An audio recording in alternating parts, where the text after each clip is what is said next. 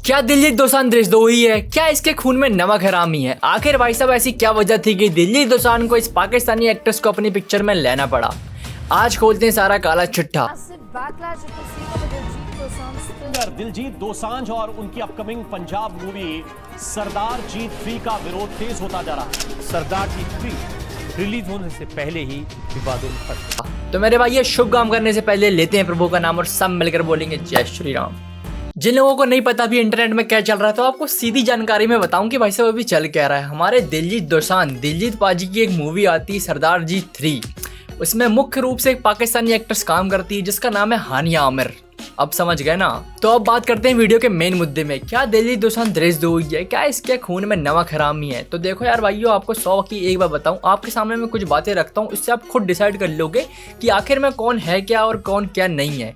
तो फिर शुरू करते हैं। जो हमारे दिलजीत पाजी की मूवी आती है सरदार जी 3, तो इसमें जो पाकिस्तानी एक्ट्रेस काम करती है हानिया आमिर, तो आपकी जानकारी के लिए आपको इसका पुराना रिकॉर्ड दिखाऊं तो मैं ये भाई साहब ये वही सफ़ेद चिपकली है जिसने पहलगाम अटैक के समय हमारे भारतीय सेना को और हमारे भारत देश को बहुत ज़्यादा गाली वगैरह और क्रिटिसाइज करा था। एकदम बोलो तो यार इसकी लेवल भी नहीं है, ठीक है, एक प्रकार से, जबकि इन लोगों को इतना खाना मिलता है हमारे भारत देश की तरफ से, लेकिन फिर भी नहीं। चलो कोई नहीं भाई, ये तो उनका काम था, कर दिया इन लोगों ने, ठीक है। लेकिन मैंने इसके ऊपर एक पहले अपने चैनल पे वीडियो बनाया था अपने ऑन स्कूल पे, जो फिलहाल यूट्यूब ने अभी उड़ा दिया है, तो लेकिन उसका एक क्लिप है मेरे पास, तो बढ़िया देखो उसको। फिर डाली भाई साहब इसने एक असली स्टोरी जो कि आपको पढ़ाई बताता हूँ अब।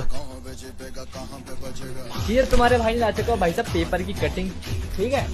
यहाँ पे भाई साहब हानिया आमिर बोलती है, भाइयों इसका कहना सीधी बात में भाई साहब, अभी बस गुस्सा है, दर्द है और दिल बहुत भारी है। आप मासूम लोगों पर बम गिराकर उसे कोई रणनीति नहीं कह सकते, ये शर्मनाक है। हानिया आमिर, अच्छा मतलब ये वही मासूम लोग हैं ना जिन लोगों ने पहलगाम में 26 लोगों को धर्म पूछकर मारा था। मतलब ये आतंकवादी कब से मासूम होने लगे भाई? मुझे एक बार ये बताओ ना जरा। आतंकवादी वही मासूम? हमारी भारतीय सेना ने तुम्हारे आतंकवादियों के ठिकानों पर बम गिराया था, ना कि भाई साहब आम जनता पर बम गिराया वहाँ पे। लेकिन तुम लोगों ने तो भारत के आम नागरिकों पर हमला करना चालू कर दिया है। इतनी तुम्हारी गांड में दम थी तो सीधे भाई साहब हमारे भारतीय सेना से युद्ध करते। मासूम लोगों के ऊपर हमला करने से तुम्हें क्या ही मिल जाएगा? और भाई साहब तुम्हारी जानकारी के लिए बता दूं मैं एक चीज, यदि हमने तुम्हारे पाकिस्तान के आम नागरिकों को सही में मारना चालू कर दिया ना, तो मजाक से हटके बोल रहा हूँ, तुम्हारी पाकिस्तान की आधी जनसंख्या खत्म हो जाएगी। तो हाँ भाइयों, देख लिया फिर आपने ये सफेद चिपकली का रिकॉर्ड हमारे देश के लिए। दिलजीत पाजी को ये सब पता था इस पाकिस्तानी छिपकली के बारे में, लेकिन इस छिपकली को पाजी ने फिर भी लिया अपनी मूवी पे। और भाई साहब पाजी कहते हैं कि यार ये पहलगाम अटैक से पहले हमने मूवी शूट करी थी, अब जो पहलगाम अटैक हो गया, इतने सारे लोग मर गए, इसमें हम क्या कर सकते हैं, इसमें हमारी गलती थोड़ी है, हम तो एक्ट्रेस हैं जी, कहीं भी काम कर लेते हैं। तो पाजी आपका कहने का मतलब ये है कि पहलगाम अटैक से पहले पाकिस्तान और हमारे भारत देश का संबंध बहुत बढ़िया था, भाईचारा एकदम टॉप लेवल का, ऐसा कहते चाहते हो आप?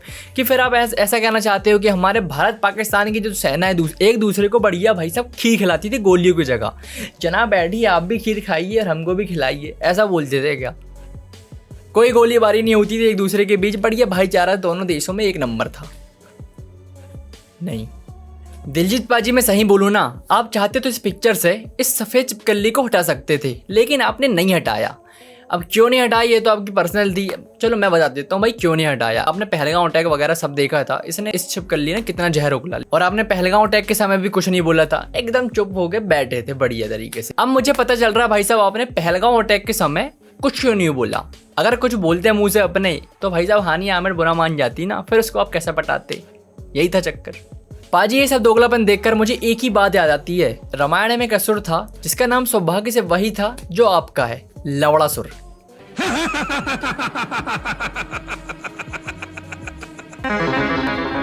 और भाइयों ये सब देखकर ना जो हमारे बड़े भाई हैं हर्षवर्धन, इनके लिए मेरी इज्जत भाई साहब बहुत ज्यादा बढ़ जाती है, क्योंकि भाई को जैसे ही पता चला था पहलगाम अटैक के समय इस मकड़ी मवारा हुसैन ने हमारे भारत देश के बारे में, भारतीय सेना के बारे में बहुत जहर उगला था, अति लेवल का।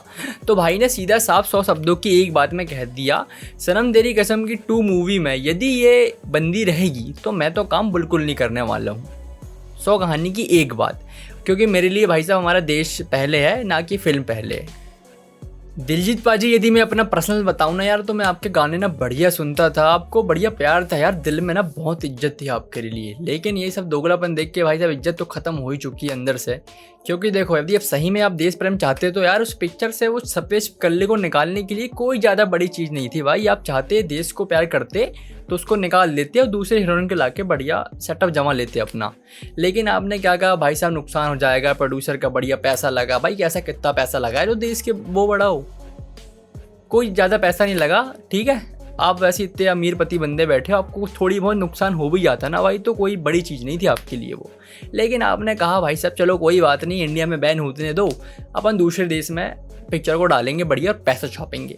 और दूसरी बात भाइयों, यदि दिलजीत पाजी चाहते होंगे इंडियंस ऑडियंस का बुद्धू बनाना, एक प्रकार से ऐसा बोलूँ तो यार बढ़िया भी हानिया आमिर ने पहलगांव अटैक के समय ऐसा बोला है, ऑलरेडी ये बंदी बैन है हमारे देश से, तो बढ़िया इसको मूवी पे दिखाया जाए और बढ़िया, और फिर दो तरफ की ऑडियंस इकट्ठा हो जाएगी इंटरनेट में। एक ऑडियंस बोलेगी दिलजीत की पिक्चर को बैन करो, और फिर दूसरे बंदे बोलेंगे अब तो हम देखेंगे पिक्चर। हो गए ना दो बंदे करके, ठीक है।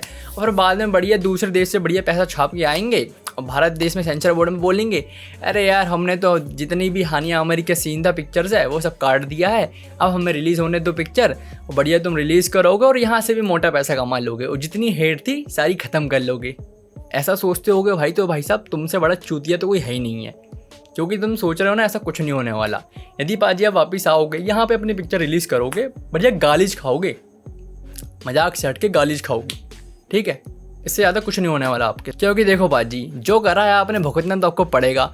और यार मैं समझ नहीं आती, तुम अपने मन में सोचो तुम इतने बड़े सिंगर हो, तुम्हारी आज की कंडीशन ऐसी हो चुकी है, तुमने अपने इंस्टाग्राम के पेज हैं उसमें भाई साहब तुमको इतनी गाली पड़ रही है, तुम्हें कमेंट सेक्शन बंद करने पड़ रहे हैं अपने। तुम्हें लग रहा है कुछ कमेंट सेक्शन बंद कर दिया तुमने अपने पेज के? अभी तुमने कमेंट सेक्शन बंद करा है, आपके अभी शो बंद होने वाले हैं, बहुत कुछ बंद होने वाला है पाजी। टाइम से गलती की सुधार लोगे तो अभी भी बच जाओगे, और नहीं तो पहले तो जाओगे आप पाजी, क्योंकि जो करोगे वो भरोगे। ठीक है भाइयों, मैं लेता हूँ आपसे अलविदा अभी के लिए।